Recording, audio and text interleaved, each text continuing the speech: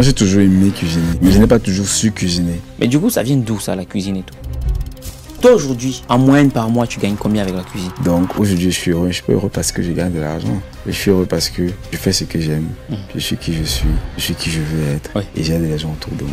Donc, en 2020, je lui ai dit merci parce que vraiment, il a eu la vision. C'est comme ça que la cuisine entre dans ma vie de manière très sérieuse et que je commence à la prendre au sérieux en 2018. Ça ne découle pas, Oui. mais la considération que j'ai pour ce business a changé. La considération a été vraiment agrandie. C'est quoi l'entrepreneuriat pour toi? C'est vraiment mon vécu. Entreprendre, c'est vouloir changer au cours de sa vie. D'un coup, j'ai commencé à penser, j'ai une révélation. Et lorsqu'on est dans un métier comme celui de la cuisine ou du traiteur, bref, la cuisine, je vais dire ça comme ça, c'est quoi le plus difficile? Moi, je dis souvent à certains collègues, pourquoi vous acceptez un prix qui va vous caler au cou? Tu sais, c'est quand j'ai commencé à travailler, m'occuper de ce que je me suis rendu compte que mon père s'est sacrifié pour moi. Je trouve que l'entrepreneuriat au Cameroun est particulièrement difficile. Oui.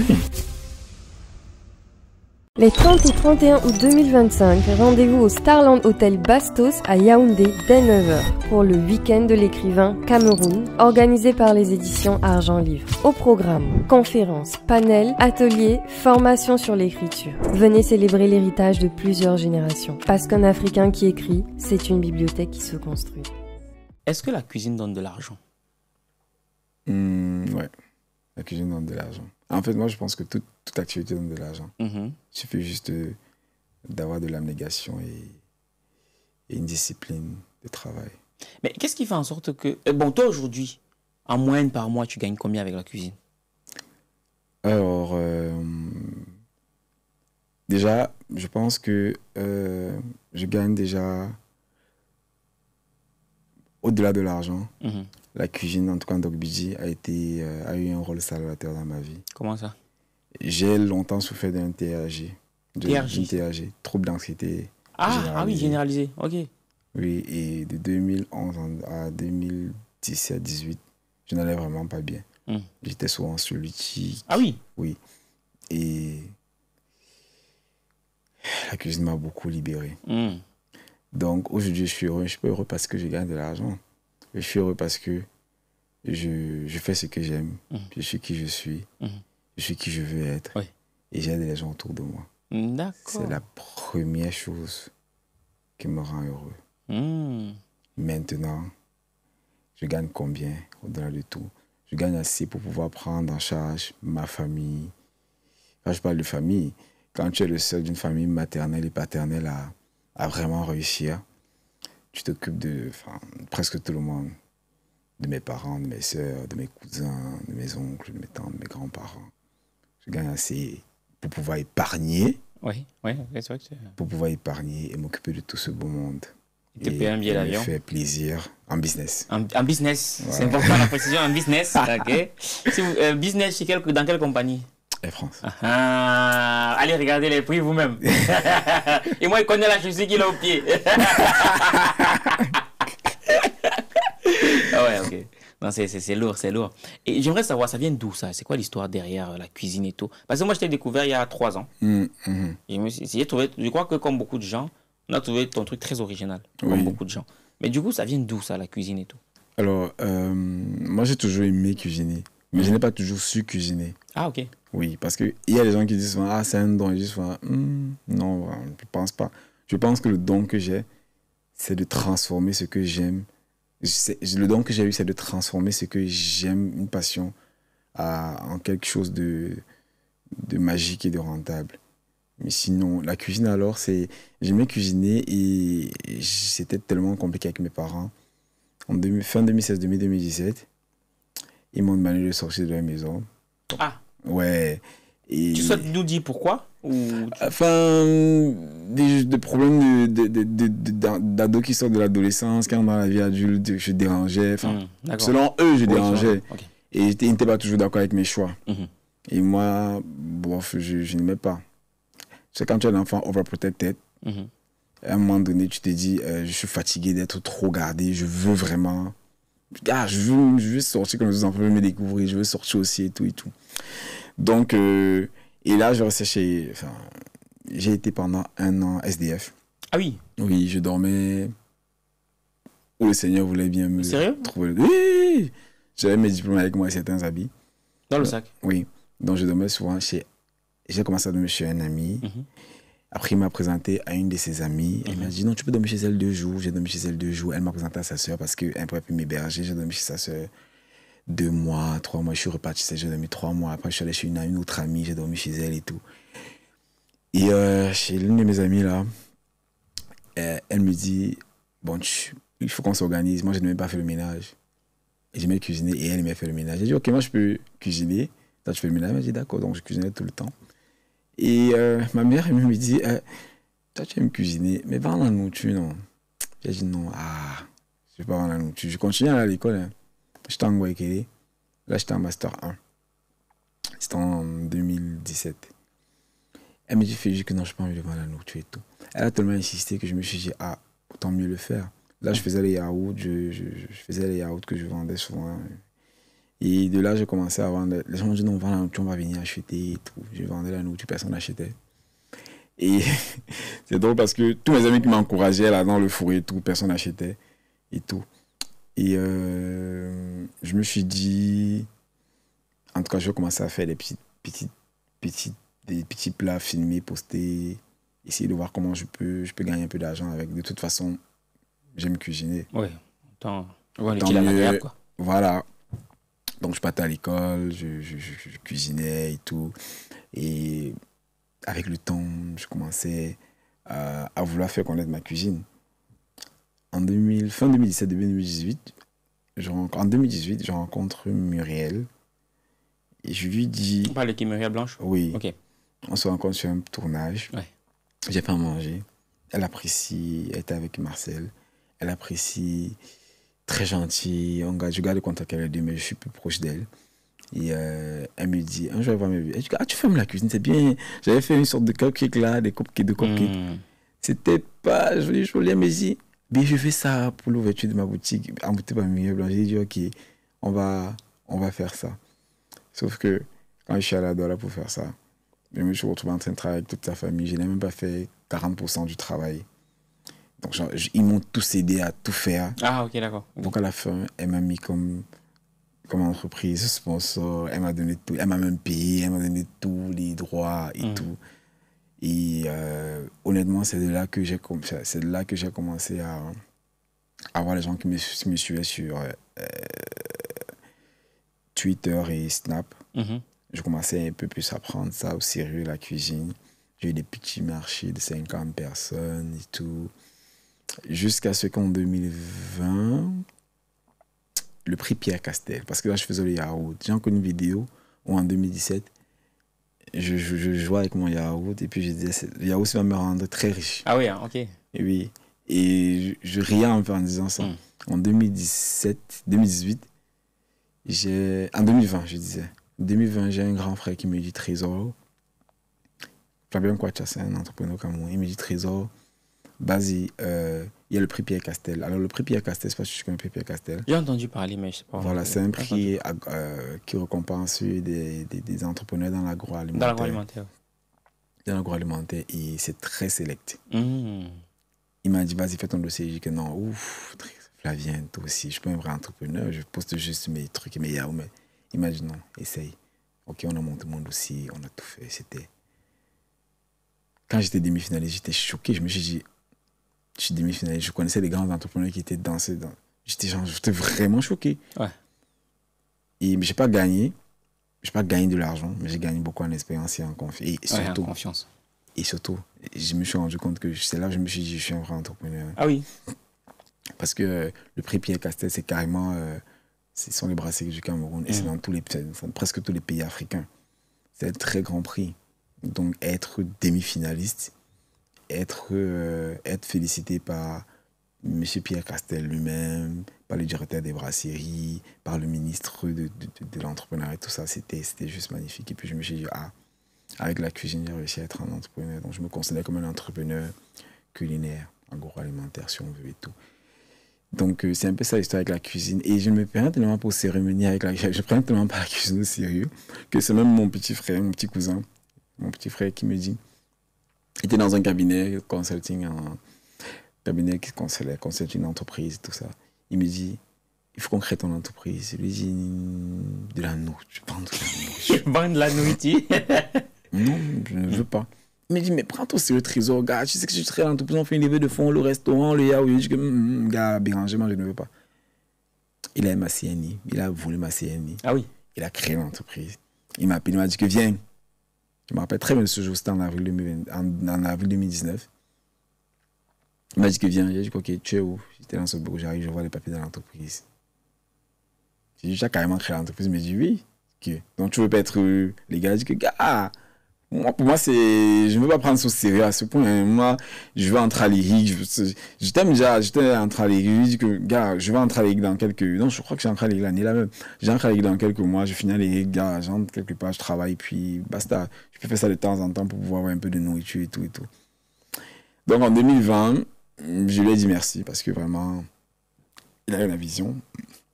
C'est comme ça que la cuisine entre dans ma vie. De manière très, très, très, très sérieuse et que j'ai commencé à la prendre au sérieux en 2018. Ça ne décolle pas, oui. Mais la considération que j'ai pour ce business, la perception a changé, la considération a été vraiment agrandie. Ouais, j'imagine. En tout cas, merci beaucoup pour cette belle entrée en matière. Bonjour ma personne personnelle, j'espère que tu vas bien, qu'il t'arrivera des choses bien. Comme tu auras pu le constater, nous sommes avec... c'est Mvoula. Mvoula. Je veux bien prononcer. Parce qu'on nous a un peu déformé ici. C'est Mvoula. Ça se lit même, ça s'écrit Mvoula, NW, mais ça se lit Mvoula. Mvoula, voilà. Ok, non, il voulait quand même me rassurer. Alias, donc Bidi, pour ceux qui connaissent sur les réseaux.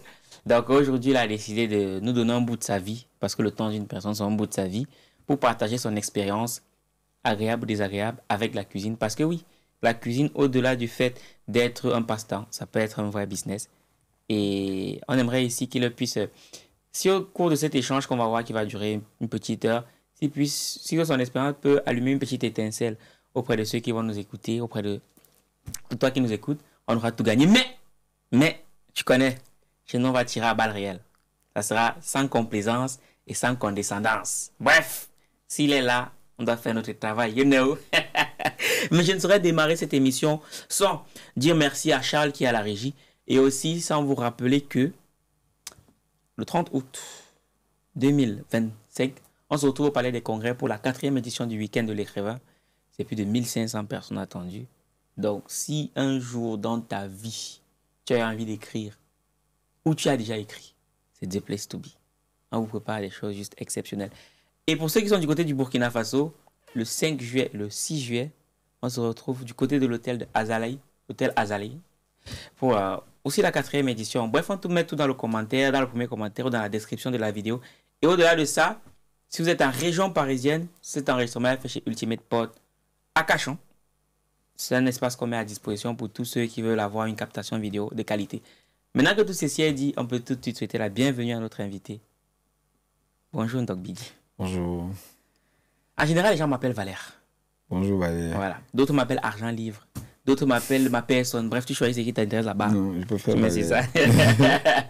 En tout cas, c'est un plaisir pour moi de te recevoir ici. Plaisir vraiment partagé. Voilà. Merci de m'avoir invité. Et on n'avait pas le choix. Il faut qu'on reçoive l'onction avant que tu ne partes. Tu vois, bon, donc, merci aussi à Charles parce que Charles a beaucoup bataillé pour que Doc Bidi soit là. Il faut savoir que c'est un qui est très occupé. Vraiment, oui. Donc, il a pu se bouger. Donc, voilà, que tu sois là, vraiment, c'est vraiment... Merci beaucoup. Merci. C'est une marque de considération quand même.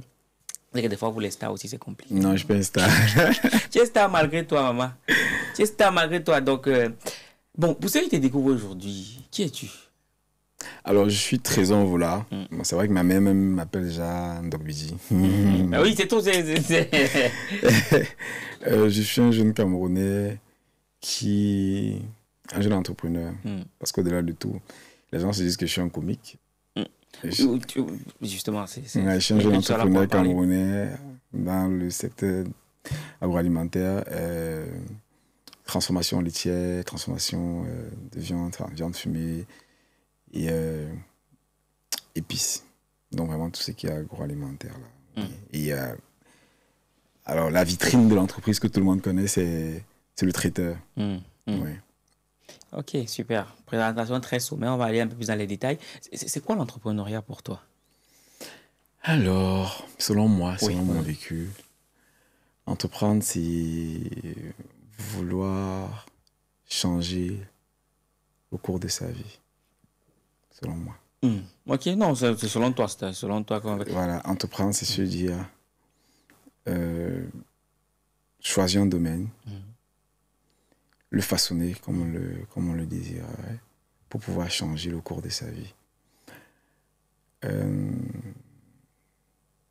C'est ça, entreprendre de manière globale. Maintenant, de manière un peu plus spécifique, c'est s'investir financièrement, physiquement, psychologiquement, dans un domaine bien précis, pour pouvoir gagner de l'argent. Ça, vraiment, ça, c'est du terre à terre, pour pouvoir gagner de l'argent. Après, il y a d'autres personnes qui disent rajouter une plus-value. Oui. Mais moi, je dirais, on n'a pas toujours besoin de rajouter une plus-value. Oui. Dans un pays, par exemple, comme le Cameroun, en Afrique, par exemple, je parle de l'Afrique comme le Cameroun, déjà, quand on entreprend, l'une des choses les plus basiques qui manque et qui devrait vraiment être la plus-value, mais qui n'est vraiment pas considérée comme une plus-value, c'est l'expérience client. Oui. Surtout quand tu parles de ça, en plus au Cameroun, voilà. Ça prend tout son sens, quoi. Tu comprends. Voilà. Pour moi, l'expérience client est perçue déjà comme la plus grande des plus-values quand tu entreprends. Sous d'autres cieux, ce n'est pas le cas. Donc pour moi, c'est ça. Ok. Très très belle définition en tout cas de l'entrepreneuriat pour toi. Et toi aujourd'hui, tu vas où avec la cuisine? Je vais t'expliquer pourquoi je pose cette question. Vas-y. Parce que très souvent, comme je te disais en offre, les gens perçoivent la cuisine, bon, les gens qui font des métiers, je vais dire, entre guillemets, bon, je ne vais pas dire manuels. Oui. Voilà. On perçoit ça comme des gens qui ne sont pas plus intelligents que leurs mains. Tu vois? Et moi, ma question, c'est, quand on voit ce que tu fais, il y a forcément une grande vision derrière. Et maintenant, moi, j'aimerais savoir, c'est quoi la vision derrière ce que tu fais aujourd'hui? Alors, pour moi, mon main goal, c'est l'industrialisation. Ouais, c'est l'industrialisation. J'ai pour habitude, quand mon père me taquinait souvent, je lui disais, ok, là, ça, tu te moques de moi, que tu te fâches et tout. Un beau matin, comme d'autres personnes, comme toi, vous allez vous lever un matin, vous allez voir Forbes Afrique. Ah, le jeune Trésor, monsieur Trésor, voilà. Ces industries fonctionnent très pas mal partout. Pour moi, c'est l'industrialisation parce que je pense qu'on le sait tous. Le Cameroun, un pays pour avancer, a besoin de s'industrialiser. Et le Cameroun, vraiment, on compte les industries qui appartiennent. On compte déjà de base le nombre d'industries. Maintenant, qui appartiennent aux Camerounais, c'est très rare. Nos papas américains, la plupart de nos papas milliardaires sont des Bayam-Selam. Oui. C'est vrai. C'est quand même dommage. C'est des commerçants, quoi. Voilà, ce sont des commerçants, c'est quand même dommage. Un pays, installons des usines, installons des unités de production, donnons de l'emploi aux Camerounais et tout. Consommons camerounais, je veux dire quoi? Créons une chaîne de valeur, créons des chaînes de valeur, de distribution, de transformation fortes pour que le petit producteur de manioc puisse, puisse vendre son manioc à une industrie qui pourra transformer en amidon, en bâton de manioc, en galette, en farine et tout. Au jour d'aujourd'hui, les producteurs, des producteurs agricoles, la plupart d'entre eux, c'est pour revendre dans les marchés. C'est quand même... Ouais, c'est dommage. Voilà. C'est un gros gâchis. Mais d'où te vient cette vision? Parce que très souvent, les gens qui font dans la cuisine se limitent à la cuisine. Toi, ta vision d'industrialiser la cuisine ou bien de te lancer dans l'agroalimentaire, ça vient d'où ça? J'ai une très grande ouverture d'esprit. Quand j'ai commencé la cuisine, comme j'ai dit dès le départ, Valéa, je ne me voyais pas. Je ne voyais pas plus loin que mon nez. Je voyais juste quelqu'un qui veut faire ce qu'il aime. Ouais. Sauf que je suis quelqu'un d'assez... Je veux dire quoi? Je suis gourmand, j'en veux toujours plus. Dès que j'ai une victoire, je la célèbre 10 minutes et je pense à autre chose. Directement, je pense à autre chose. Et quand je suis ouvert l'esprit, je me suis toujours dit, je suis quelqu'un d'assez Dès que je m'ennuie, dès qu'il y a un peu trop de... Je veux dire quoi? Dès que tout est automatique, je commence à m'ennuyer. Il faudrait que j'explore d'autres horizons. Il faudrait que je sois vraiment... que j'essaie de voir un peu plus. Et c'est dans ces philosophies-là que je me suis dit, il faudrait que je pense un peu plus grand. Et penser plus grand sur le coup, je n'ai pas compris. Tu sais, quand on entreprend dans un domaine qu'on aime, surtout qu'on se dit que j'aime, je vais faire, et qu'on a l'esprit ouvert, avec le temps, tout s'affine. Vraiment, tout s'affine. J'ai pris beaucoup également, tu vois. Et par exemple, avec la cuisine, chaque année, j'ai des perspectives que je voudrais atteindre, perspectives de développement, comme tout entrepreneur. Ouais.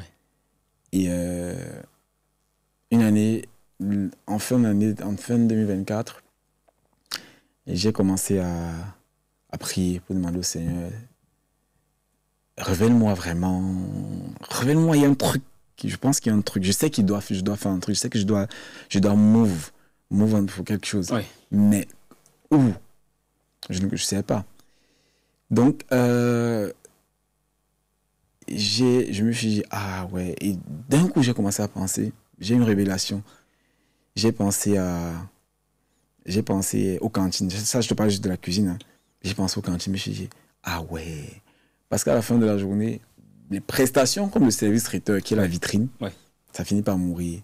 Ah oui? Oui, enfin, tout le monde le fait. Actuellement, si tu vérifies, tu vois, tout le monde fait des vidéos de mariage. Mais tout le monde ne fait pas à la Dog BD. C'est vrai. Ouais. Mais sauf que Dog BD aussi évolue avec l'âge, enfin, ouais. Évolue aussi au niveau standard. Il se renouvelle aussi. Au niveau standard, il va se dire que je ne vais plus faire tous les mariages. Oui, en effet, certains mariages. Voilà. Il faudrait que ça menait. Donc, ce qui fait que les personnes qui peuvent même dire que okay, je vais mettre 20 millions, 15 millions dans mon mariage, on se dit, ah, finalement, même j'ai vu un gars qui faisait un peu comme lui là sur Internet, il faudrait aussi que je dise ça. Oui, en effet, oui. Tu vois. Oui. Donc, je me suis dit, c'est vrai, il faudrait que j'essaye de penser. J'ai commencé à prospecter des entreprises pour pouvoir gérer leur cantine. Et c'est un très bon marché, c'est un très bon business model. C'est magnifique.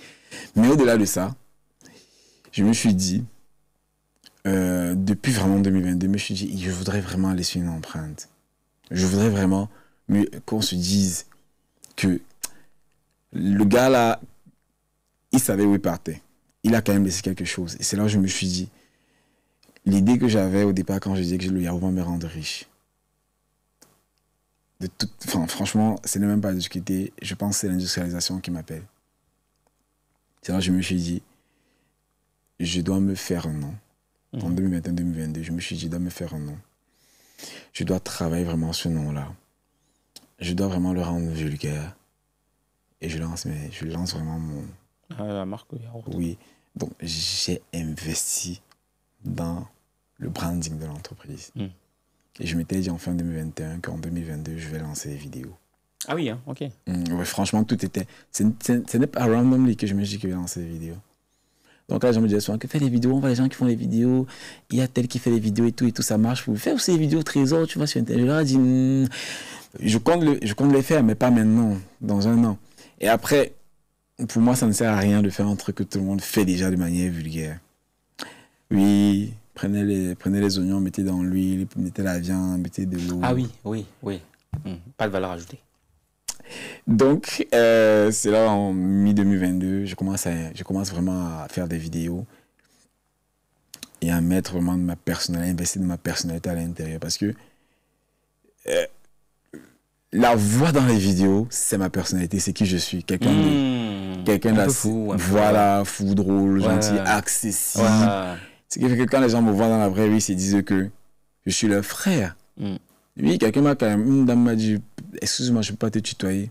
Je ne peux pas te voir, je vais te tutoyer. J'ai dit oui, parce que je suis ton petit frère. Non, je dis voilà. Il dit que tu es ma grande, c'est voilà. Parce qu'on a l'impression de se connaître. Et tout le monde que je rencontre, on a l'impression de se connaître. Et cet esprit-là que je voulais, que j'ai réussi à transmettre. Et maintenant, avec ça, tu te transposes ça dans la production et dans la commercialisation de produits de masse. Imagine, les gens ont le sentiment. Les gens se disent, même pas qu'ils se disent, ils ont ce sentiment-là, qu'ils sont en train de consommer le produit de leur frère. Ah oui, pas bête, en effet. Et surtout que, même au-delà de ça, je le fais également pour les gens avec qui je travaille. Parce que ça me fait beaucoup réfléchir quand je pense à mes collaborateurs les plus proches, ils sont au nombre de 15. Je me dis, ah merde, c'est chaud cette période. Il faudrait que vraiment les gars bossent, qu'ils aient l'argent. C'est là que je me dis, ok, il faut que j'accélère peut-être avec l'industrialisation pour qu'ils puissent avoir un salaire de manière ponctuelle, enfin de manière permanente. Permanent, oui. Et tout. C'est un peu tout ça. D'accord. Et lorsqu'on est dans un métier comme celui de la cuisine ou du traiteur, bref, la cuisine, je vais dire ça comme ça, c'est quoi le plus difficile? Alors, c'est de se faire un nom. Ah oui? Oui. En fait, le plus difficile, c'est de faire son travail. Comment ça? Le plus difficile, c'est de faire son travail, de ne pas s'attarder, de ne pas s'accrocher à l'argent. Au gars. Je t'explique. Le traiteur seulement. Je prends juste l'exemple du traiteur. Quels sont les problèmes? Enfin, quelles sont généralement les remarques que tu entends concernant les traiteurs au pays? Moi, j'ai pas travaillé avec beaucoup de traiteurs au pays. Ils volent la boisson, ils ne font pas beaucoup de nourriture. Ah oui, le problème de la quantité, ça c'est... Ouais, la nourriture est toujours en retard. Oui. La nourriture est froide. Ouais. Quand la nourriture reste, ils volent ça. Parfois, la nourriture est gâtée. Enfin, tout ça. Les gars ne servent pas bien, ils sont sales, ils ne sont pas bien habillés. L'expérience client, enfin, pour moi, j'ai réussi. C'est ça le plus dur. C'est vraiment ça le plus dur. Faire son travail. Parce que généralement, les gens, moi, je dis souvent à certains collègues, pourquoi vous acceptez un prix qui va vous caler au cou?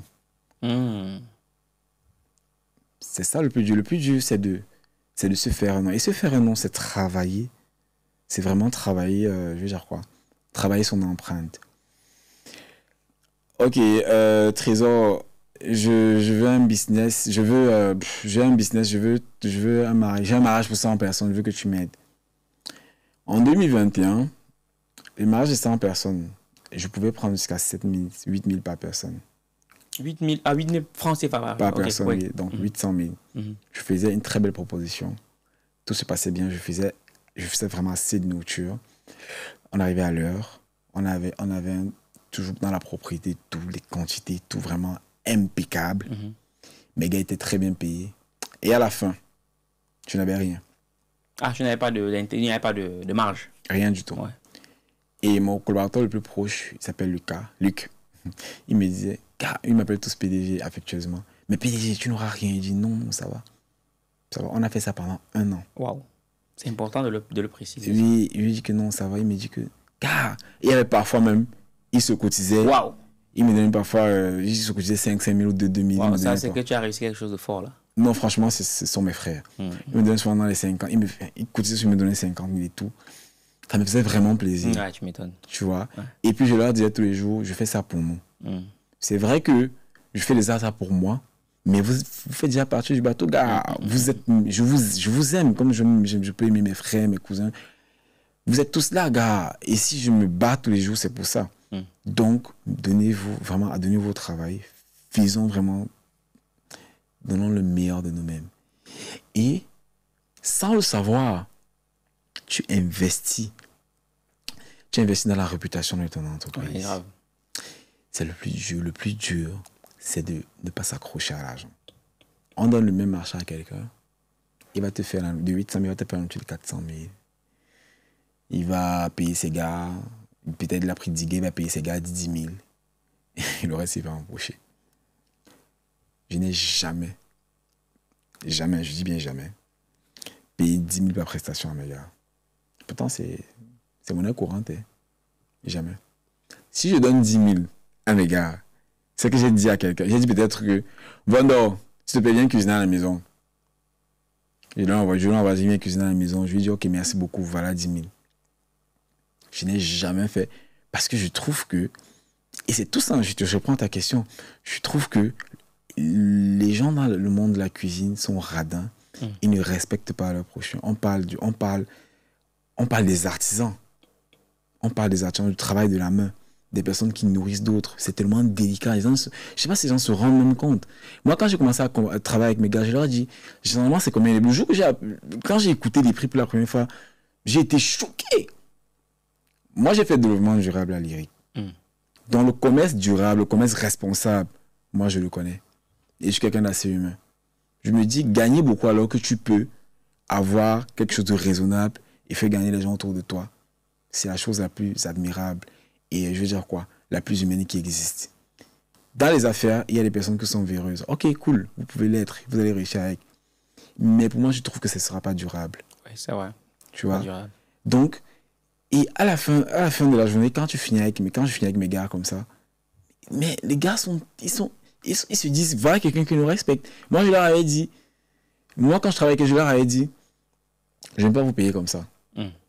Ils ont dit, ok. Ils ne comprenaient pas, ils ont dit, ok, bon, tu peux nous donner 8 000. Mais je dis que non, je ne peux pas vous payer à ce prix. Je peux, au lieu de dire, vous donner 25 000, moi, je peux vous donner 25 000 parce que je trouve que vous sortez chez vous, venez travailler, vous rentrez, vous avez une famille à nourrir.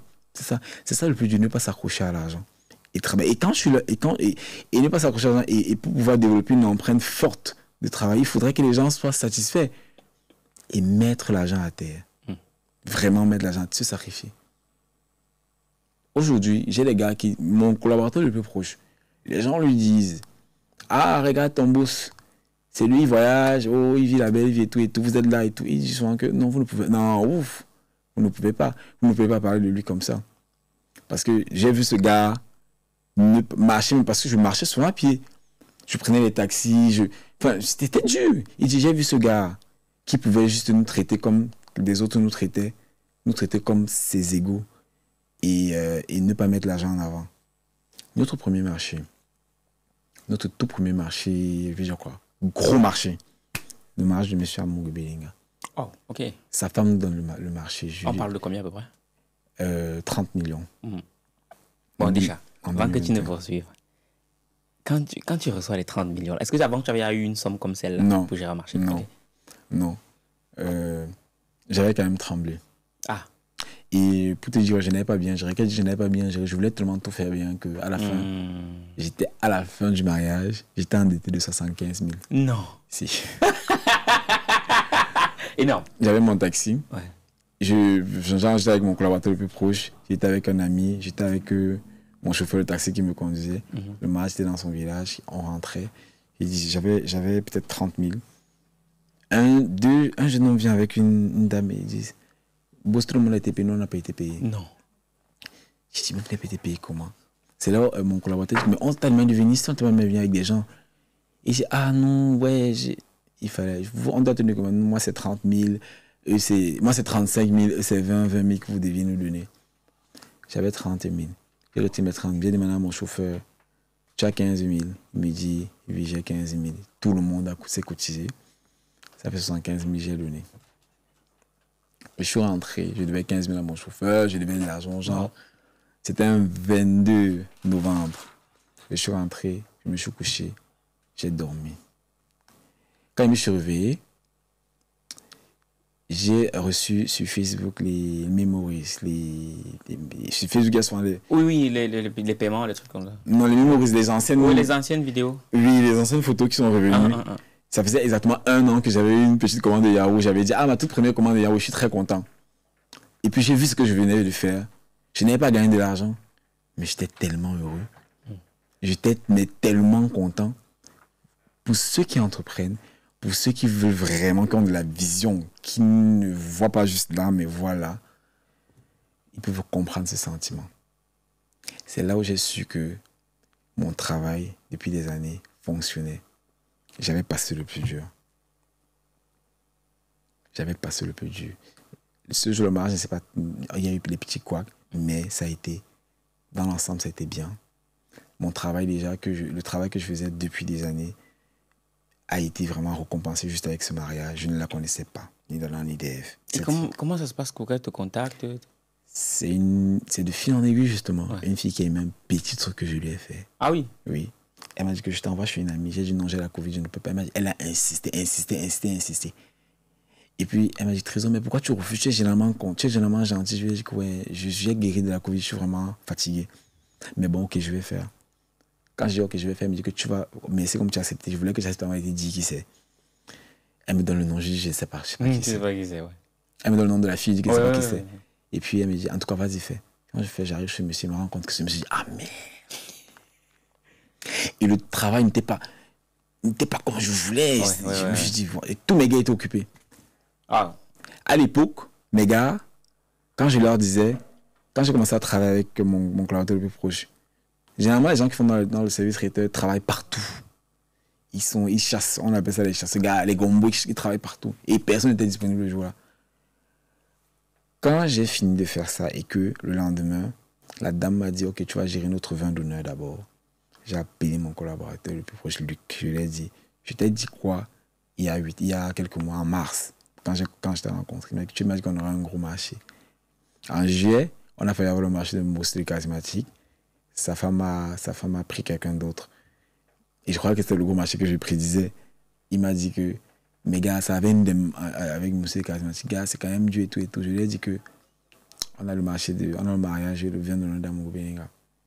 Il est arrivé, il a dit que c'est faux. Il a dit que non, c'est vrai. Il m'a dit, mais tu les connaissais? J'ai dit non. Waouh. Il était choqué. Une semaine plus tard, elle me confie tout. Genre, soirée, vin d'honneur. Elle me confie tout. Il était choqué. Parce que quand je le rencontre, c'est un grand frère qui me dit, c'est que tu fais beau, Créso, mais essaye de prendre des gens autour de toi, des gens qui font dans le traiteur, qui vont t'aider à mieux peaufiner ton travail et tout et tout. Je lui ai dit, ok, je t'envoie quelqu'un là, hein. C'est mon bras droit, vraiment. Quand il vient chez toi là, il va te donner envie, mais désolé, il ne peut pas travailler avec toi, il travaille déjà avec moi. Il me donne le numéro du gars, j'appelle le gars, je lui dis c'est comment, le gars me dit ça va, on parle. Il dit je viens de la paleter, il me dit que oui, je sais. Il dit que j'ai besoin de tables de fruits. Je lui dis que c'est combien? Il me dit, je crois que c'est 120 000. Je lui dis, c'est trop cher.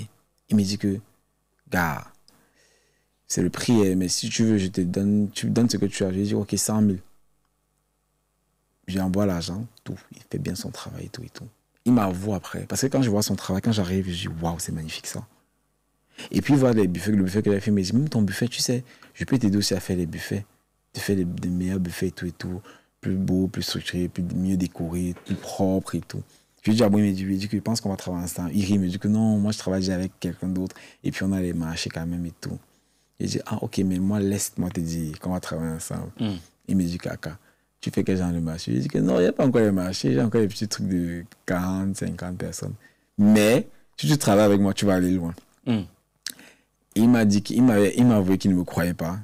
Vraiment, il ne me croyait pas. Et quand je lui ai dit, quand on a géré le mariage à Amour Béninga, le gars est resté comme s'il m'a dit, mais gars, Trésor, tu as me fait comment? Non, il était choqué. Et non, ouais. Je lui ai dit parce que le travail que je fais déjà sur moi et sur le branding de mon entreprise, j'aurais aimé être un grand traiteur comme le temps d'avoir vraiment de la logistique, mais avec l'expérience que j'offre aux clients, la chose différente là. Moi, je sais qu'on va aller loin. C'est comme ça qu'on entre. C'est comme ça que je commence. Et là, il me dit, gars, au moins ici, tu seras payé. J'ai payé tous mes gars. À part lui, bien sûr. Mais tous mes gars ont été payés. Tous ont eu... Enfin, la personne qui a eu le moins... Enfin, mes gars les plus proches. Celui qui a eu le moins d'argent a eu 250 000. Pourtant... c'est un marché où j'aurais pu gagner 8 millions, 10 millions. Hein. Mais je voulais tellement que tout se passe bien. J'ai recruté le pays. J'ai recruté 120 personnes. C'était inutile. Là, je ne maîtrisais pas encore vraiment le... Oui, bien sûr. Comme je t'expliquais précédemment, je ne maîtrisais pas encore mon business model. Parce que je venais de recruter Lucas. Dans le temps qu'on apprenne à comprendre le marché, tout ça faisait pas encore 1 an. Mais avec ça, on a compris. C'était dommage, j'ai perdu de l'argent, mais... C'est le coût de l'apprentissage, quoi. Ça m'a... Et à ce jour, c'est quoi le plus gros marché que tu as géré? Alors, mon plus gros marché que j'ai géré, c'est une banque. On parle de combien, ouais? Pour un chiffre d'affaires. Hein. Oui, voilà. Ouais. Le chiffre d'affaires, c'était de 47 millions. Hein. On parle de la nourriture? Oui. 47 millions de nourriture? 47 millions. Qui va manger ça? 47 millions de nourriture et boissons. C'est cette année même si. Waouh. 47 millions. Ok. Le chiffre d'affaires. Vous avez dit qu'il y a l'argent dans la nourriture. Il y a l'argent dans la nourriture. Il y a l'argent dans toute chose. Il faut juste vraiment. Généralement, les gens disent qu'il y a l'argent dans l'agriculture, l'ensemble dans la nourriture. Mais ce que les gens ne disent pas, c'est vrai, la phrase elle est vraie, mais sauf que c'est une phrase incomplète. Tout à fait. Il y a l'argent dans la nourriture, mais il faudrait travailler pour ça. Ils sont combien qui font aussi les traiteurs? Ils sont nombreux. Ils sont vraiment nombreux. Et moi, aujourd'hui, j'aimerais savoir, c'est quoi tes sources d'inspiration? De manière générale. Oui.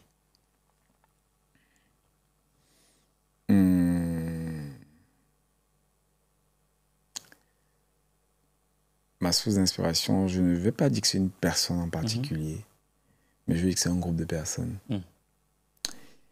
C'est ces femmes-là, parce que c'est une représentativité de ma mère, par exemple. C'est ces femmes-là qui s'élèvent le matin, qui vont au marché pour leurs enfants, qui se sacrifient pour leurs enfants. Je parle aussi de mon père. Mon père est professeur de sport. Ma mère est couturière.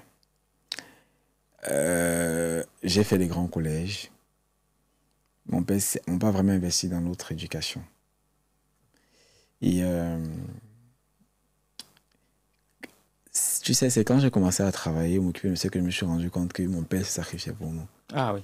Parce qu'avec un salaire de 250 000, à envoyer 5 enfants dans des...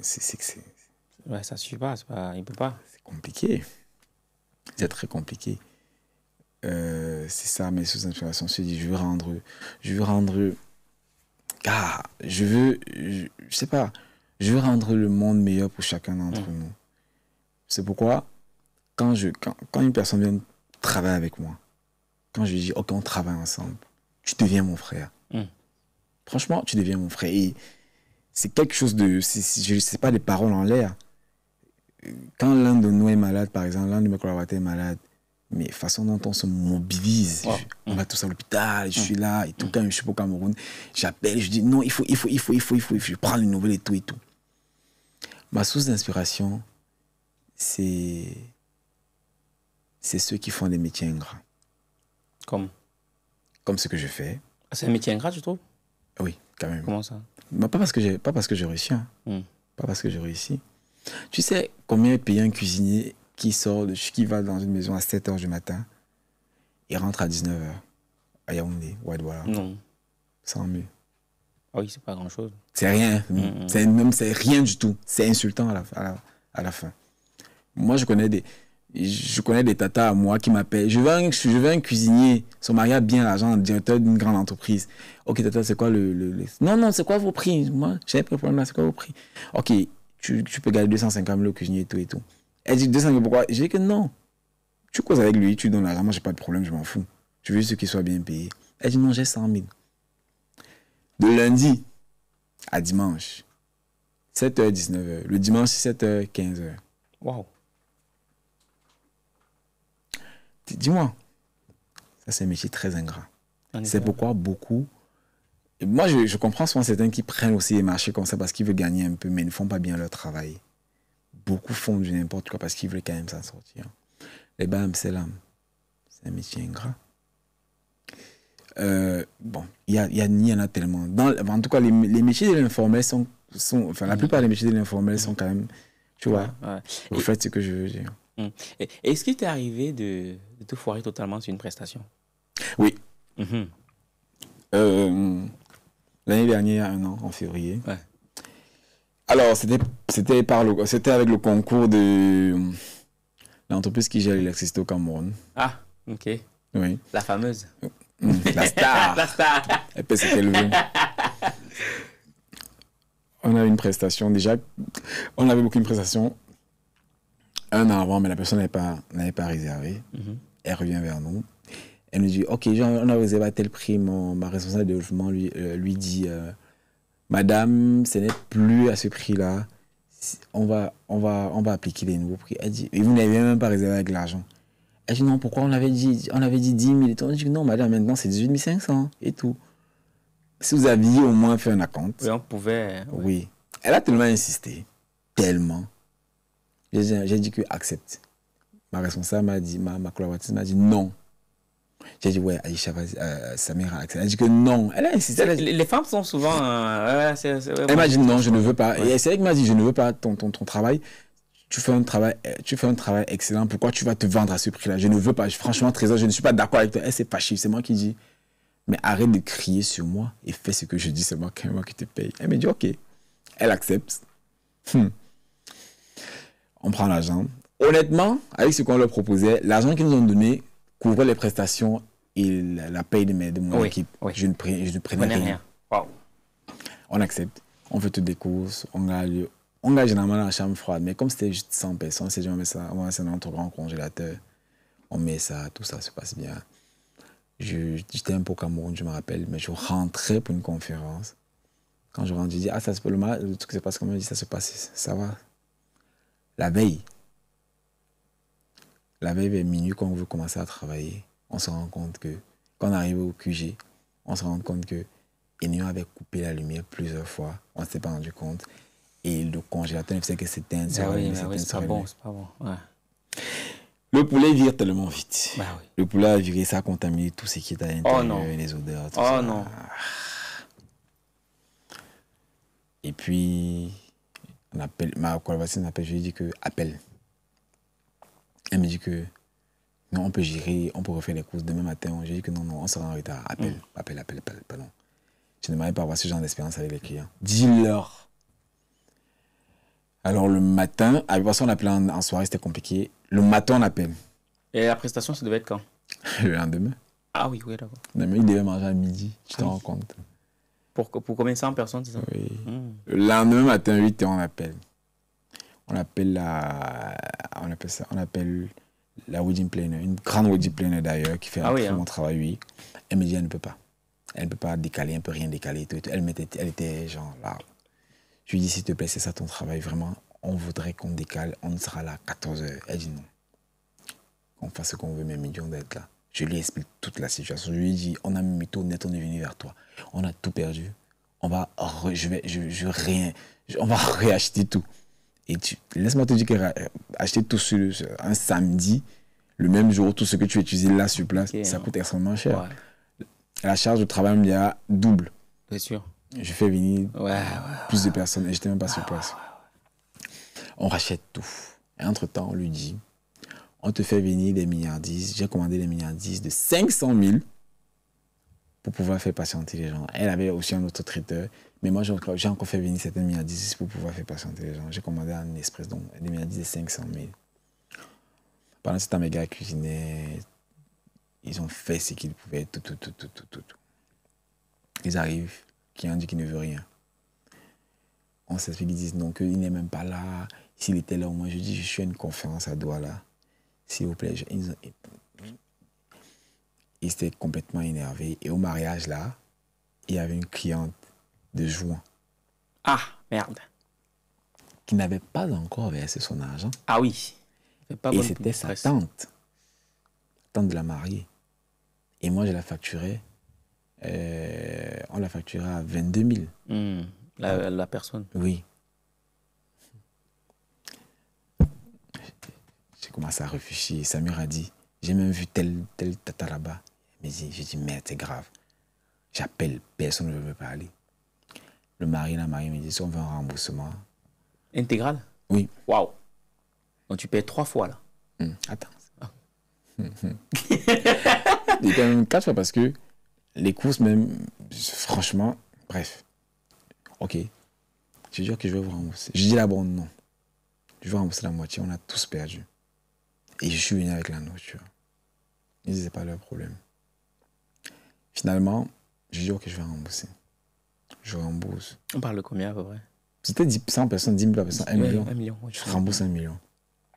Ils disent que au-delà de ça, ils voudraient un dédommagement. Ah oui. Je leur ai dit non, ça ne sera pas possible. Non, là, franchement. Un peu trop, ça fait. Faites ce que vous voulez. Franchement, un être humain. Vous connaissez la situation économique au Cameroun, financière au Cameroun. Un Camerounais, dans le domaine où je suis là, ils sont très peu qui auraient fait ce que j'ai fait. Tout à fait. Très peu. Très peu. Parce que j'ai fait les premières courses, les deuxièmes courses, j'ai offert les milliardaires de 500 000 francs. J'aime Sachant encore... que c'était une prestation d'1 million. Oui, j'aime encore rembourser. C'est après quand j'ai fait le message, son mari, j'ai fait le message à son mari, il m'a dit qu'il a compris. Et tout, sa femme m'a dit qu'elle a compris. Mais la mère sa tante, qui était la mère de la future mariée, quand on s'est vu, elle me dit, mon fils, tu vas comprendre un truc. Elle me dit, mon fils Trésor.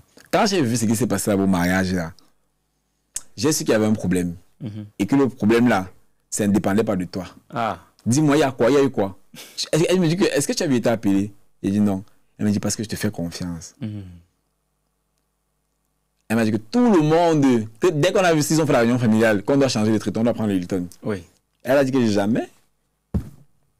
Elle a dit que je ne prends pas le Hilton. Il va gérer. Je l'ai regardé comme ça. Elle m'a dit que tu es mon fils. Ne t'inquiète même pas. Je l'ai juste une fois. Je ne sais pas une femme que je connaissais. Elle m'a dit que ne t'inquiète pas, tu es mon fils. Tu vas gérer ça et je te fais confiance. Tu vois vraiment le travail que mon professionnalisme, tu vois, le branding que j'ai donné à mon entreprise, le branding de mon entreprise, quel est le travail que ça fait. C'était magique quand elle m'a dit ça. Et ce jour, on avait une deuxième prestation. Heureusement que c'était dans un village, heureusement que ça s'est bien passé. Sauf que tout l'argent était volé. Je n'avais même plus 5 francs pour les gars. Oui. Qu'est-ce que les gars m'ont dit? Ils m'ont dit PDG laisse. Non. Oui. Ils m'ont dit PDG laisse. On a tous perdu. Tu ne nous as jamais fait un coup pareil.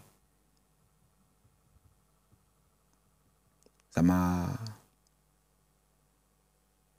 Oh, c'est impressionnant quand même. Je comprends pourquoi je peux les considérer comme mes frères. Ils me considèrent aussi comme le frère parce que, de base, je leur ai montré que ils sont au-delà d'être ma matière première.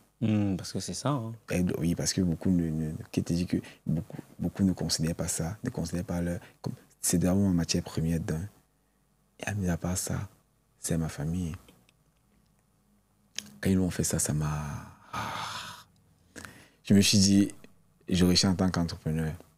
Pas financièrement, mais... On appelle ça comment? Team building, on va dire ça comme ça. Non, c'est fort, c'est fort, c'est fort. Tu vois? Ouais, non, c'est puissant. C'est très, très, très, très puissant. Et j'aimerais qu'on parle de la santé mentale. Comment tu gères la pression? Parce que j'imagine que tu es tout le temps dans les braises lorsque tu fais dans l'événementiel comme ça. Oui. Parfois, quand il n'y a pas de clients... Enfin, j'ai réussi quand même à trouver une bonne formule pour moi. Oui. Quand, généralement, je suis sous pression quand il n'y a pas le travail. Ah, oui, ok. Oui, c'est quand il n'y a pas le travail. Et là, j'ai mes conversations. J'entre en conversation. Avec qui? Avec Dieu. Ok, d'accord. D'autres personnes disent que c'est la prière, mais vraiment, j'entre vraiment en conversation. Je commence à parler. Je lui dis, voilà une conversation type, bonjour, je suis venu te rendre visite. On dit quoi? Ça va? Et il te répond ou... Oui, toi, tu continues seulement à parler? Je parle. Ok, d'accord. Je parle. Tu sais, je ne savais pas qu'elle avait fait la cuisine. C'est toi qui m'as mis sur cette voie et tout. Regarde tes frères que tu m'as donné, ma famille, tout ça. Gars, je suis comme leur père. Ils sont nombreux qui sont plus vieux que moi. Mais je suis comme leur père. Je veux qu'ils meurent, donc. Je paye ma dîme, non? Toi, me dis, moi, je paye ma dîme. Et tu dis dans ta parole que, dans Malachie, toi-même, tu dis ça dans ta parole. Parce que même le pasteur avec qui doit te rappeler ça. Parce que c'est une recommandation divine. Et si on fait tes recommandations et les bénédictions qui doivent suivre ne suivent pas, c'est dangereux pour toi-même. Hein, Dieu? Tu dis dans Malachie que la maison du trésor du Seigneur ne manque jamais de nourriture pour que je puisse ouvrir les écluses des cieux et éloigner de vous, sur vous, et éloigner de vous le dévoreur. le dévoreur qui veut manger mon entreprise, je meurs. Il faut me dire alors toi-même. Et puis, ça m'apaise. Je commence à avoir d'autres alternatives.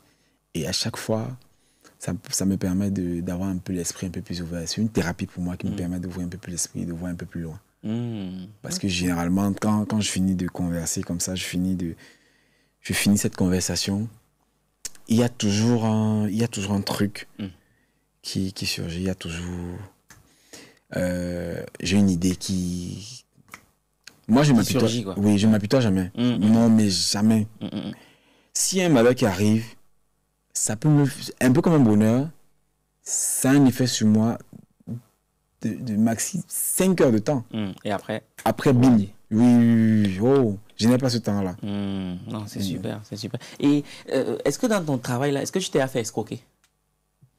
J'ai failli me faire escroquer. Ah, et c'était comment? Qu'est-ce qui s'est passé? Les gens m'ont appelé en 2022 pour me dire on voudrait investir dans ton petit. Tu prends combien?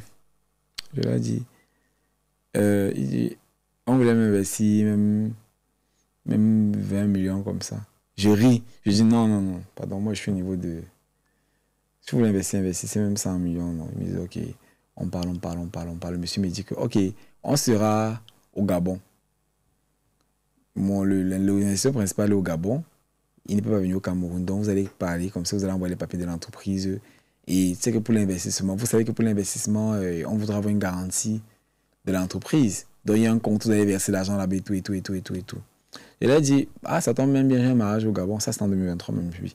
Attends, on te fait venir au Gabon pour cuisiner? Oui. Waouh, ok. Et j'avais un mariage au Gabon. Je dis que j'ai même un mariage au Gabon. Il me dit, ok. Quand j'arrive au Gabon, il croyait que je blaguais. J'arrive au Gabon, je dis, je suis au Gabon, je suis à Libreville. Il m'avait dit que le monsieur dormait au Radisson, l'hôtel. Et je dormais au Radisson. Ah, comme par hasard. Je lui ai dit, je suis au Radisson. Le monsieur ne me répond pas. Il me dit, non, le monsieur me dit qu'il est parti à Paris Il est parti à Paris un peu plus tôt, blablabla. Après le mariage, je rentre au Cameroun, je partais à Paris la même semaine. Je lui ai dit que, ok, ça tombe bien parce que je viens à Paris pour une conférence. Il croit que je blague, j'arrive à Paris, j'écris, il ne me répond pas. J'ai tellement insisté. Après, il me dit, en tout cas, monsieur, je ne sais pas pourquoi vous tournez depuis, voilà le compte, il faut verser l'argent à l'intérieur. Comme ça, nous, on va aussi faire notre versement de 100 millions. Il m'a fait rencontrer une personne, malheureusement pour eux. Ils m'ont dit non, il y a mon coursier qui doit remettre des documents dès que je suis allé avec la police. Ah oui, hein? Ouais. Dès que le coursier est arrivé, on a récupéré. C'était des arnaqueurs. Wow. On a récupéré. Wow. Et puis, j'ai failli me faire arnaquer. Là, pour moi, ça, c'est l'arnaque. L'arnaque que je vous ai raconté ici, je pense que ça faillit être le plus gros braquage de ma vie entrepreneuriale. C'est un très grand homme d'affaires camerounais. Enfin, pas homme d'affaires, c'est un entrepreneur camerounais qui réussit. Oui. Bon, semble réussir, parce que des fois aussi... Je ne vais pas donner d'indices. Non, il n'y a pas de problème. Il me dit, ok, tu fais les yaourts, j'aime tes yaourts et tout. Il goûte, il a vraiment apprécié. On avait beaucoup parlé, on a beaucoup échangé, j'étais content de causer avec lui. Il avait l'air vraiment très gentil et tout.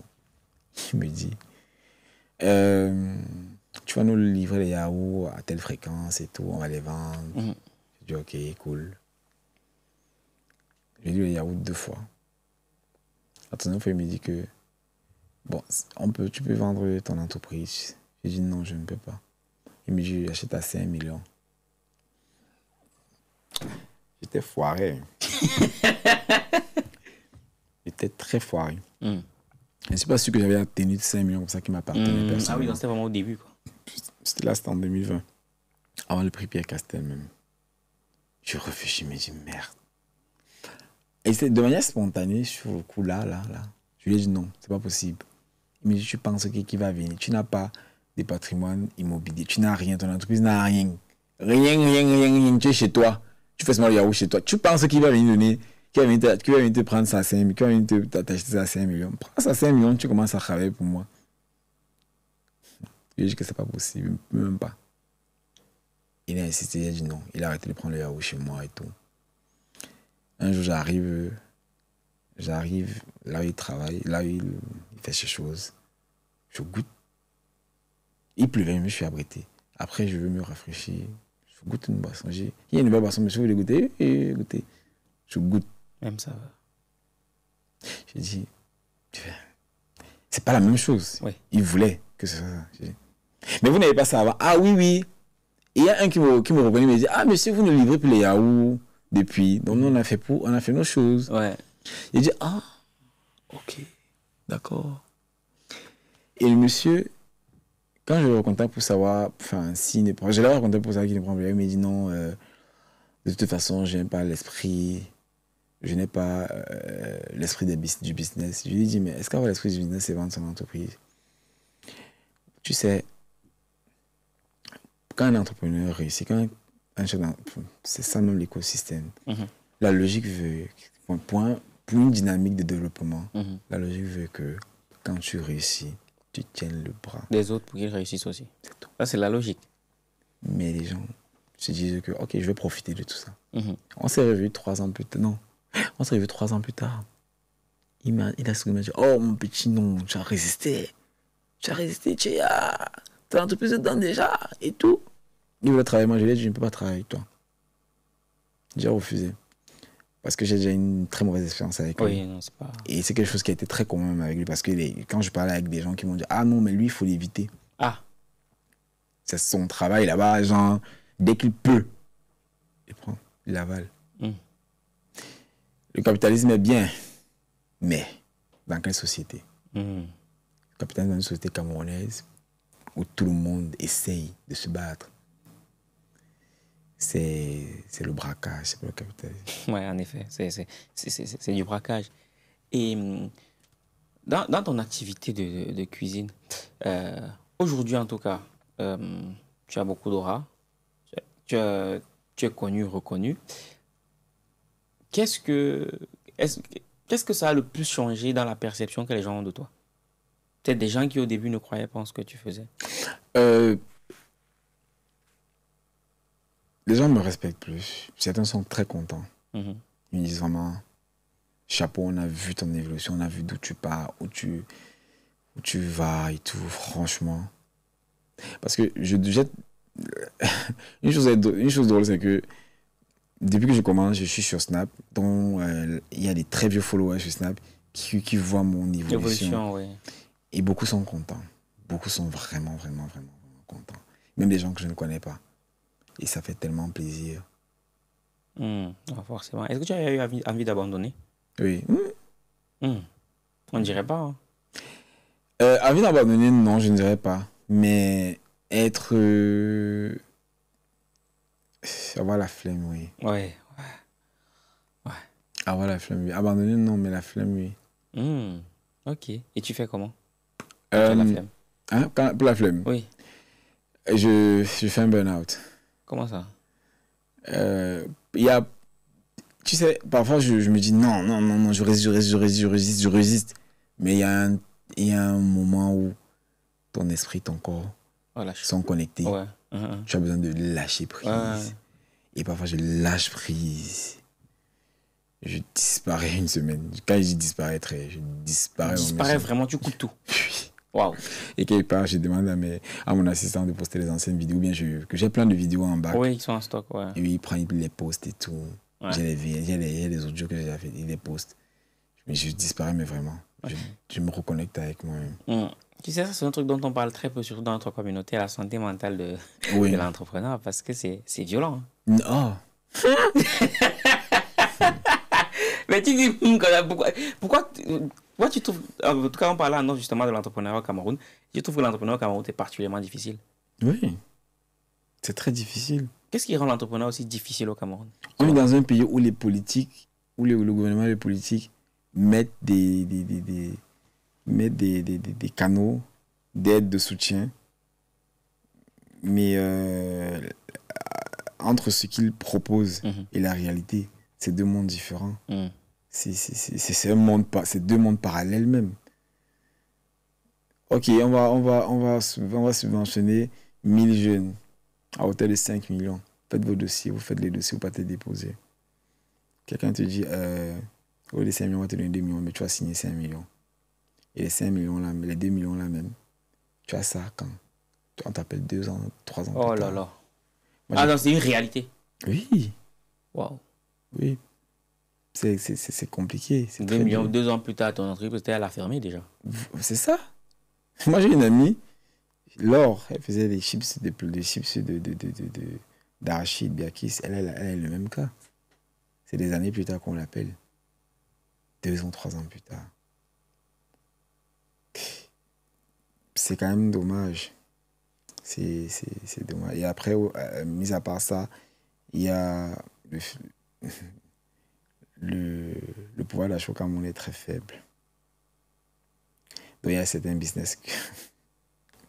il y a des business que franchement, je vois très mal évoluer au pays. Comme quel business par exemple?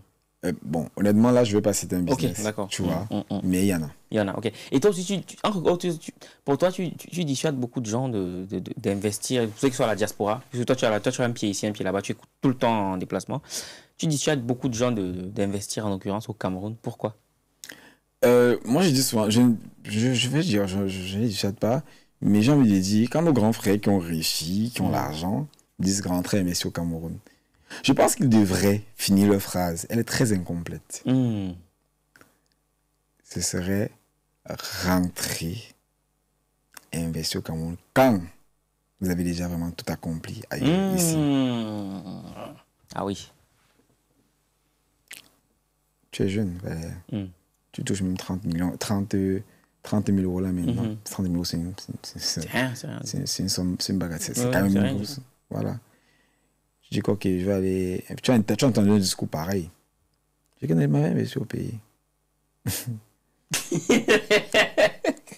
Tu investis dans quoi? Dans l'agriculture. Je sais pas.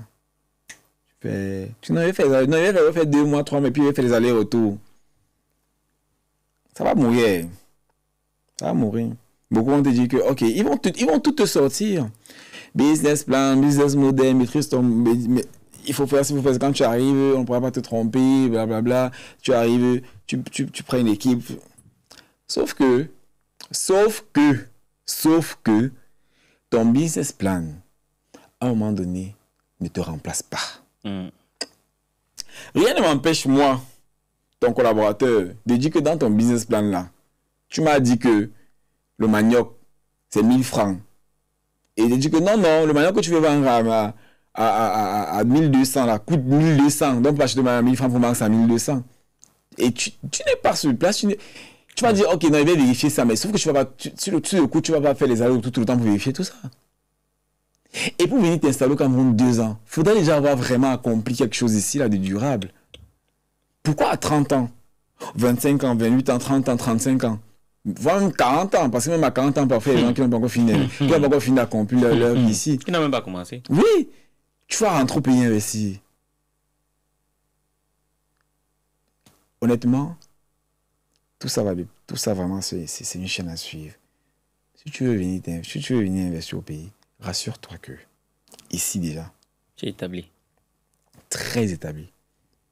Et que tu peux te permettre de faire 1 an au pays pour maîtriser ton business.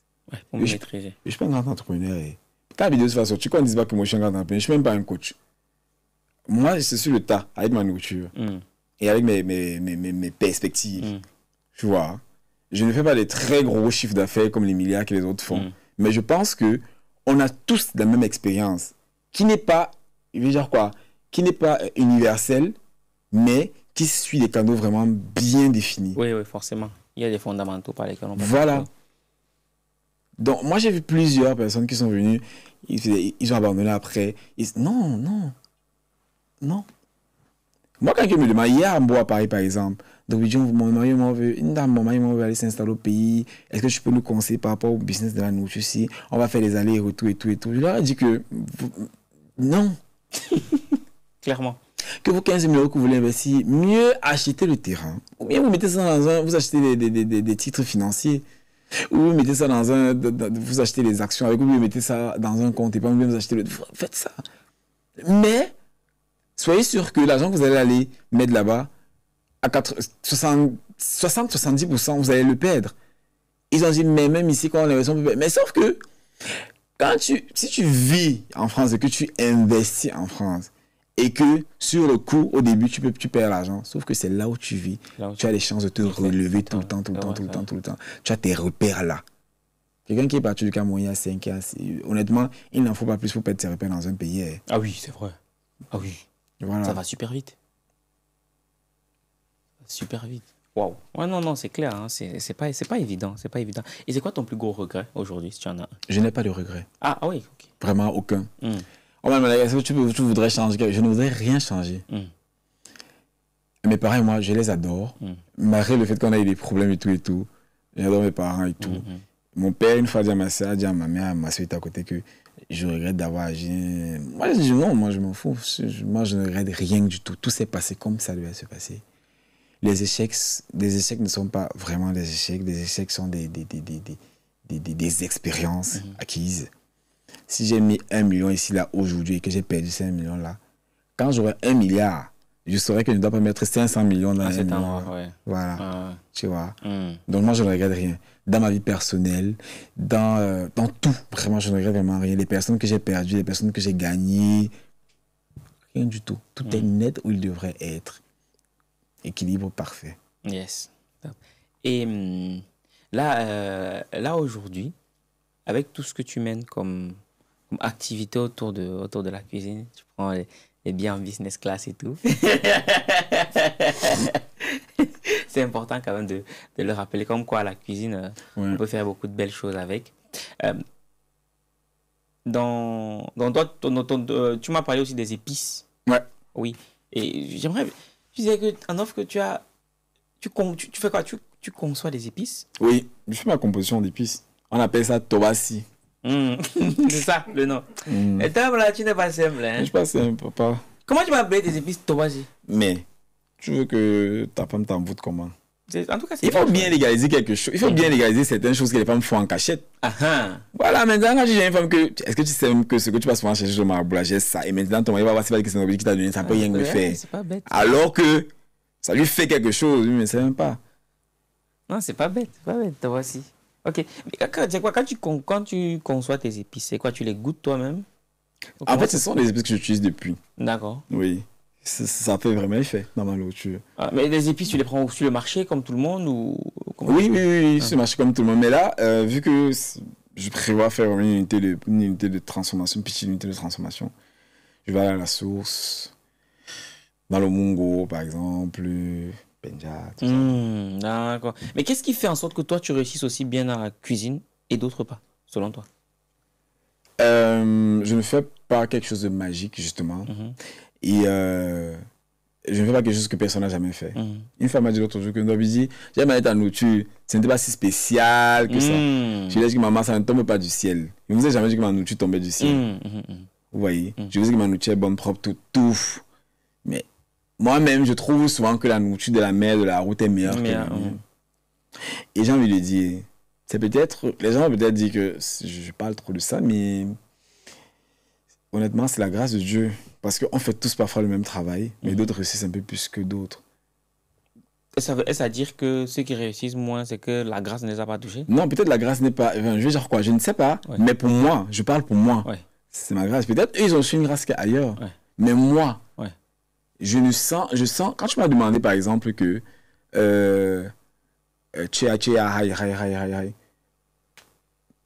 c'est vous qui voyez que je suis high. Des gens autour de moi voient que je suis high. Mais moi, j'ai l'impression de me lever le matin et de faire quelque chose de banal. De banal et de naturel. Tu vois? Et je me dis, car là où je veux être, je veux arriver et tout.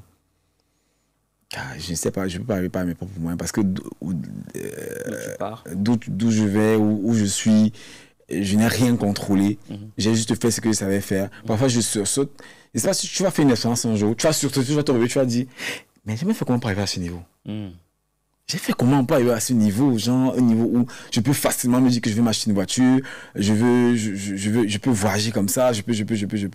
Et là, tu te refais le film, Tu te dis, je n'ai rien fait d'extraordinaire. Qu'est-ce que c'est? Les gens disent souvent que, ah non, c'est pas tes propres moyens. Oui, je travaille, c'est pas mes propres moyens. Oui, oui. Et je ne suis pas le seul qui travaille comme ça. Ils sont nombreux qui triment. Tu vois?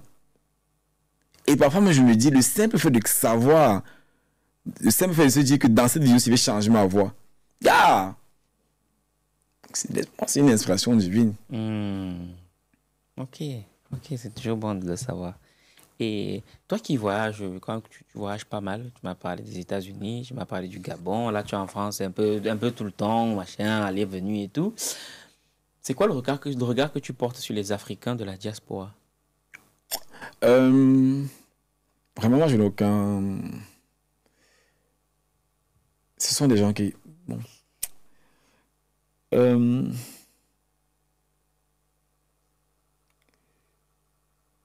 Ce sont des gens qui... On se cherche, non? Mais encore. Non, mais honnêtement, je ne vois vraiment... Enfin, ce sont les gens qui se cherchent. Honnêtement, pour moi, je ne vois pas...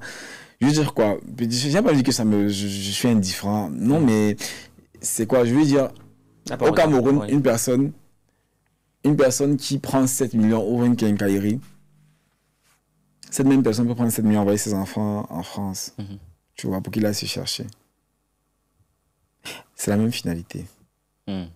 S'en sortir. Et pour moi, je vois des gens qui essayent de s'en sortir, qui s'en sortent et qui s'en sortiront, et tirer d'autres. Pour moi, c'est un investissement. C'est vrai que moi, j'ai un grand frère moi qui dit, il n'est pas pour ça, les gens qui parlent, dire non, qu'on doit tous rentrer au pays. Je lui dis souvent que c'est parce que toi, tu réussis. Oui, c'est vrai. Il me dit non, je n'ai pas d'une famille riche. J'ai dit non, laisse. Tu as été quand même un peu privilégié. C'est parce que tu as reçu que tu dis ça. Pourquoi quelqu'un va... Il y a un autre qui vivait ici, il est rentré au pays. Il dit, mais il dit, on ne pas venir. Que non, reste au pays, blablabla. Je lui dis, ah, mais pourquoi toi, tu n'es pas d'abord parti? Il dit que non, j'ai parti, j'ai remarqué. Mais laisse les gens partir aussi remarquer. Tout à fait. De toute façon, il fait un peu le tout pour faire au monde. Les gens doivent s'en sortir. Vous savez comment la vie est dure au pays? Moi, j'ai une de mes collaboratrices, elle me dit qu'elle veut le truc, contrat de travail. Non, pas le contrat de travail. Certificat d'emploi. Elle me dit non, je veux faire ça pour une école. Je lui ai dit que laisse, c'est pour le Canada. N'aie pas peur. Ça ne peut pas me déranger. Je vais... Vas-y à moi, j'ai fait tout, j'ai fait tout ce qu'elle voulait, même ce qu'elle n'imaginait pas. Je l'ai envoyé. J'ai dit que vas-y pas. De toute façon, tu n'es pas venu pour rester là à vie. C'est tout. Moi, je dis à mes collaborateurs que, gars, mes collaborateurs me disent que, gars, il y a quelqu'un qui vient me contacter parce qu'il veut un marché et tout. Je lui dis que, ok, j'ai peur d'acheter parce que je ne connaissais pas ton point de vue. Mais écoute, tu veux que je t'aide pour le tarifaire. Tout ce que tu auras à me donner, tout ce que tu auras à faire, c'est mettre les frais pour pouvoir entretenir la maison. C'est tout. Le local. C'est tout. Fais juste bien les choses. Parce que ce qui est sûr, on sait que tu travailles avec moi. Donc ne prends pas un prix qui va te dépasser, bah, tu vas faire du n'importe quoi. Moi, j'aime dire que tout le monde est sur terre pour s'en sortir. Donc les gens de la diaspora, c'est parce qu'ils veulent s'en sortir. Et ils sont très courageux même d'ailleurs. Ah oui? Oui, honnêtement. Moi, si vous me demandez de venir m'installer ici, là, je ne peux pas. Pourquoi? C'est tellement stressant. Oui, c'est vrai que l'environnement est stressant. C'est très stressant. Les transports d'abord me stressent. Oui, les transports. C'est très stressant. D'un et de deux, tu es dépaysé. Enfin, honnêtement, au début, tu t'es dit oui, tu as la niaque, tu as l'euphorie. Mais sauf qu'à la fin, 1 mois, 2 mois plus tard, gars, c'est vrai qu'après, tu t'habitues et tout et tout. Mais moi, je ne peux pas. Moi, je disais encore aujourd'hui à des grands frères que moi, s'il faut que je vienne m'installer ici, je dois être riche. Si je ne peux pas m'installer ici, là. Parce que vous venez vous installer ici. Il faut être courageux. Ce courage-là, je l'avais un peu plus jeune. Oui, maintenant, beaucoup. Non, franchement, je ne l'ai plus. Je ne l'ai plus. Ce sont des... Moi, quand je vois les gens qui disent qu'ils sont en train de fuir leur réalité, ils ne fuient pas leur réalité. Bon, j'ai envie de dire, ils ne fuient pas la réalité. Peut-être ils fuient la réalité, mais si la réalité est oppressante, si la réalité n'est pas épanouissante, enfin, nous retire de notre domaine d'épanouissement et qu'on veut, en tant qu'être humain, on veut être épanoui, on cherche un meilleur avenir. Si là maintenant, le meilleur avenir, là, et au Nigeria. Tout le monde va partout au Nigeria. Tout à fait. À Côte d'Ivoire, regarde ce qui se passe en Côte d'Ivoire aujourd'hui avec les Camerounais. Enfin, c'est la plaque tournante des affaires d'Afrique francophone. Tout le monde y va. Tout le monde y va, c'est vrai. Voilà. On cherche un Eldorado de toute façon. On cherche notre Nirvana. Dans cet Eldorado-là, dans ce Nirvana, il y a un élément quand même qui me revient. J'aimerais sortir par là, c'est que tu dis, avec ton équipe, vous êtes ponctuel. Je sais que la ponctualité, c'est le gros caillou dans la chaussure de... C'est pas que les Africains, mais souvent chez nous, c'est beaucoup plus présent. Et c'est quoi ton secret pour que les équipes soient ponctuelles? Alors, tout est fait en avant. Un mariage, on boucle un mariage, vous payez avant, tout. On fait des mises en place toute la semaine à partir de lundi, ce qui fait que la veille, quand on commence à travailler la nuit, ou bien en journée, tout est déjà prêt. Donc, tu te débrouilles pour que tout soit prêt là? Non, quand je dis tout est prêt, c'est genre... Le poulet est à découper, tout est là, ça sort de la chambre. On fait ça la même semaine pour que ça garde sa fraîcheur. Ça sort de la chambre froide, directement on commence à travailler. Tout ce qui est produits frais comme les fromages, les gambas, des produits très délicats viennent le même jour. Les gambas, on les prend à Yupoué. On respecte la chaîne de conservation, la chaîne de froid. Ça arrive la veille. On commence à travailler dessus et tout. Ce qui fait qu'on est dans les temps. Maintenant, il y a parfois, on est un peu limite, on arrive genre 1 heure ou bien 30 minutes avant l'événement parce qu'on veut respecter le climat. Ouais, ok, d'accord. S'il fait très chaud, on doit ralentir avec les cuissons. Le ndolé ne doit pas cuire très vite parce que si ça dure, ça peut virer. Les sauces, on ne doit pas monter les sauces très vite parce qu'avec la chaleur, ça peut virer. Oui, aussi, en effet, oui. Tout ça. Et ça, c'est un truc que j'ai appris en étudiant mon business. Tu vois, en étudiant mon business. Parfois, je suis aux États-Unis, on fait des mariages. Je ne me casse même plus la tête. Je sais exactement que, ok, la mariée, 300 personnes, la première par personne, 20 000 par personne, 15 000 par personne. Ok, on est en novembre. On est en octobre-novembre. On sort de la rentrée scolaire. Les gens veulent gagner de l'argent, de toute façon. Octobre, là, c'est que on peut avoir une marge de 30%, une marge de bénéfice de 30%. À partir de fin novembre, là, début décembre, on aura une marge de 20%, parce que les prix commencent à augmenter et tout. Je maîtrise mon business. Quand tu maîtrises ton business, tu peux jouer sur ça. Tu joues même sur... Moi, je gère derrière les heures. On n'arrive pas en retard. On demande aux clients, vous mangez à quelle heure? On mange à 20h, on est là à 18h, on est là à l'heure. Maintenant, le client... Vous avez que manger à 20h. Si 22h, parce que j'aime bien ajouter ça dans le contrat. Si passé 22h, rien ne nous incombe. Enfin, genre, on si ça va tourner, c'est plus votre affaire. Parce qu'à la fin de la journée, c'est de la nourriture. Oui. On ne va pas, je sais pas, on va pas chauffer. Enfin, si c'est sec, c'est pas notre problème. Oui, bien sûr. Vous avez que manger à 20h parce que chauffer, ça c'est... Si le poisson a un autre goût, c'est pas notre problème parce qu'on vous a dit de manger à telle heure. Et ce sont les produits frais. On les prend vraiment frais. C'est vous qui nous avez donné l'heure. S'il dit, on mange à 22h, on s'arrange. Est-ce que la nourriture soit prête à 18h? Vous pouvez manger à 22h. Mais si vous dites que vous mangez à 20h, la nourriture sera prête à 15h. Ouais. Franchement, merci beaucoup. C'était super enrichissant en tout cas. Merci aussi. J'espère vraiment que les uns et les autres qui auront écouté cet échange auront pu grandir un peu plus. Et pour sortir de là, si tu devais aller au restaurant et tu devais dîner avec 3 personnes, qui est-ce que tu inviterais? J'inviterais ma meilleure amie. C'est comme ma soeur. Franchement, je l'aime beaucoup. Elle m'a avoué un jour que quand j'ai mon premier marché, elle me dit, écoute, franchement, je suis très surprise et étonné parce que je ne croyais pas à ton projet, mais je croyais en toi. Ah oui. Je ne croyais pas à ton projet, je croyais en toi. Ensuite, j'inviterai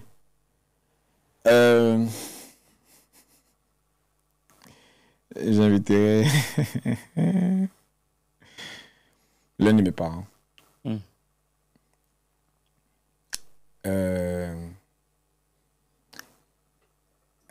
Mes parents je pense qu'ils ont été, pas une source d'inspiration, mais ils ont été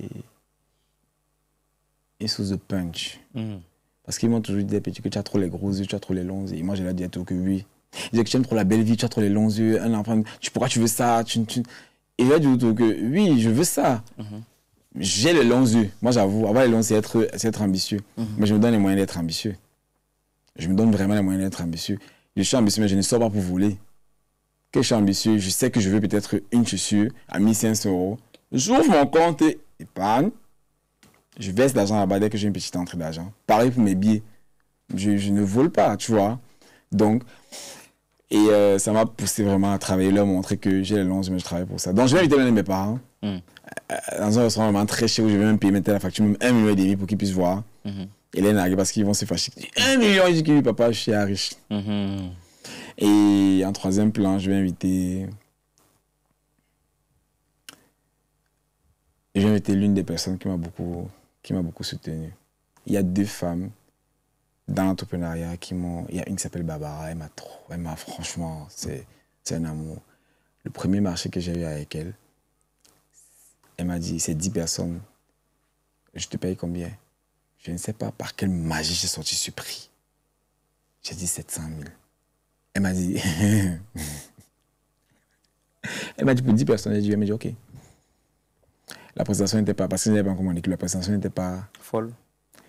Elle m'a dit, c'était pas ce que je voulais, mais j'aime ta niaque et j'aime ce que je perçois autour de toi. Et je sais que tu vas aller loin. Wow.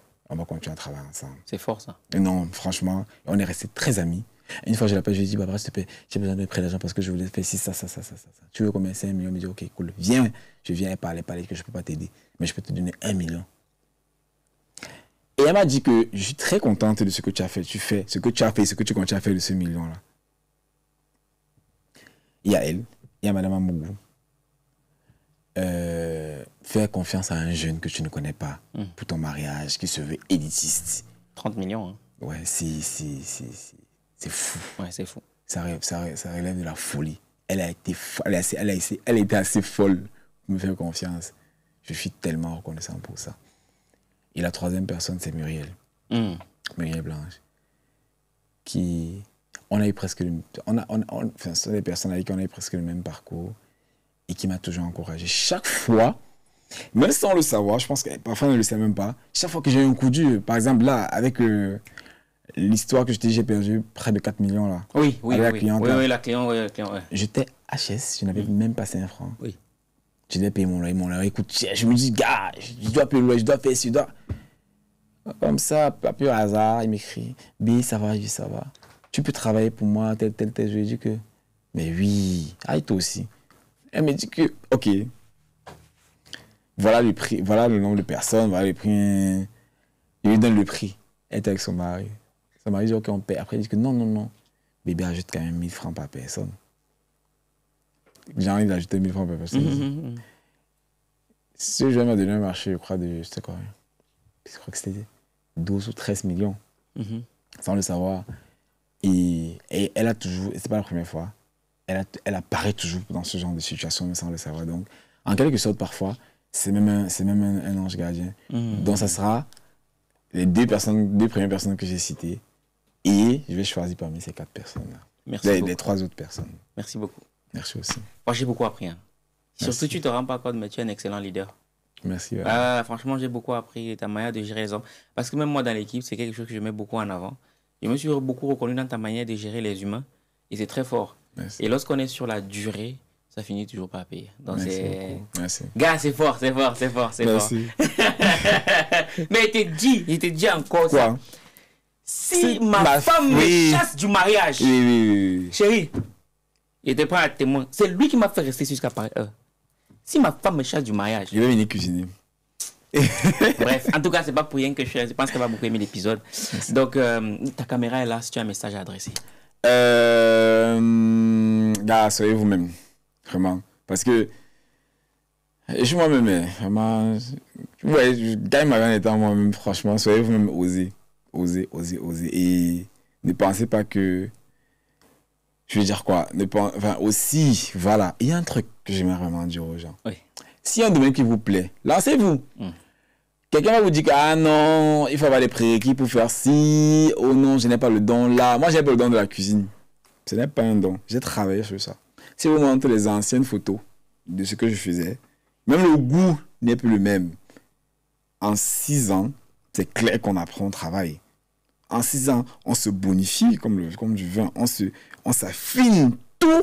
Je vous dis, dans votre modèle, dans votre business, tout va, franchement, tout, vous allez trouver la voie sur tout. Moi, je suis exactement quel est le business model que j'aimerais faire. J'ai su tout ça. Et quand on m'a dit la cuisine est montée, la cuisine est descendue, je ne sais pas cuisiner. Je n'ai pas entendu. Je me suis dit que j'aime cuisiner, je vais cuisiner. Et puis, quand on m'a dit vendre, je dis, ok, je vais vendre. Les gens mangeaient, ils me disaient que bon, je vais dire quoi, évoluer un peu sur ce côté-là, change un peu ça, change un peu ci. Chose que j'ai faite et j'ai grandi. Gars, si vous aimez danser, voilà, danse quand même. Vous pouvez danser, c'est moche. Mais si, je pense que si vous voulez faire quelque chose, faites-le. Faites tout pour apprendre, vraiment. Dites-vous que je vais le faire. Vous allez réussir, gars. C'est en forgeant qu'on devient forgeron. Et c'est en mangeant qu'on devient doc. Donc, j'ai mangé, je suis devenu doc. En tout cas, merci. Vraiment, merci beaucoup d'être toujours là pour moi. Parce que si je suis ce que je suis aujourd'hui, c'est en partie grâce à vous. Si je suis Doc BD, c'est en partie grâce à vous. Et si je serais milliardaire, bon, quand je serais milliardaire, non. C'est grâce à vous. Amen. C'est vraiment, c'est grâce à vous. Votre petit frère, votre grand frère, votre fils, votre père, votre crush. C'est toujours toi. Merci. Merci beaucoup, Trésor. Merci également. Merci beaucoup, Doc BD. Merci. Pour l'échange, c'était très enrichissant. Bref, les kiffs, vous avez aimé. Commentez, likez, partagez, c'est gratuit. Ça nous donne de la force pour pouvoir aller chercher des invités qui ont toujours autant de valeur à nous partager. Ça me plaît en tout cas. Je me disais bien qu'il y avait quelque chose de très profond derrière ce que tu faisais. Et j'ai pas été déçu. J'ai pas été déçu. Donc, vraiment, merci beaucoup. C'est moi qui te remercie. C'est là, étant dit l'équipe. On n'oublie pas notre rendez-vous au Palais des Congrès le 30 août et le 1er septembre. Et pour ceux qui souhaitent écrire un livre, ou du moins qui souhaitent éditer un livre, les éditions Argent Livre sont là pour vous servir. Tout dans le premier commentaire de la vidéo. On vous met aussi les liens de toutes les pages Facebook de Doc BD. Il faut aller regarder. On apprend en s'amusant, c'est vraiment top. C'est là que on est ensemble comme en décembre et on se ressemble. Minakano. Les 30 et 31 août 2025, rendez-vous au Starland Hotel Bastos à Yaoundé dès 9h pour le week-end de l'écrivain Cameroun, organisé par les éditions Argent Livre. Au programme, conférences, panels, ateliers, formations sur l'écriture. Venez célébrer l'héritage de plusieurs générations. Parce qu'un Africain qui écrit, c'est une bibliothèque qui se construit.